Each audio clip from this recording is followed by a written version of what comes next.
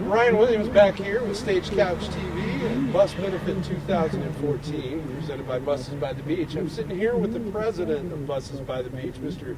Owen Smith. Owen, how are you? I'm doing well. How are you? Oh, you know, I'm enjoying a beautiful day out here at the event. There's a lot of sweet Volkswagen buses out here, a lot of good people, and a lot of great families. So, we've been here for about a day now. We've talked to a lot of the board members that are a part of this. And one question I kind of like to ask everybody, and I ask it every time, is how did you become a part of the Buses by the Beach organization, number one, and then secondarily to that, what is your view of what you guys are doing and what you're helping to accomplish? So it's really an interesting story. Back, I think it was 9 years ago, I was on a trip in my bus heading north for a guy's weekend with a real good friend of mine, and we actually blew a tire out and got stuck on the side of the road, and we were there for maybe half an hour, and this van, it wasn't a VW bus, but it was a van, pulls up behind me, and this guy gets out and says, hey, you know, I see you're broken down, and so is there anything I can do for you? You know, I got a jack, I've got this, you know, and he was willing to lend a hand for anything.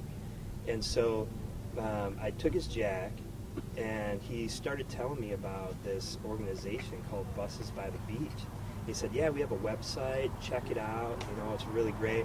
We make some home brew, and we get together a couple times a year, and he said, it's real fun. So I was, you know, hey, that sounds great. And so then he took off, and I ended up taking care of the flat tire and everything, and had to bring his jack back. So I had his name and his business location. He ran a clock shop at the time, and so drove over there the next day to drop the jack off, and you know, it was Brian Dubes.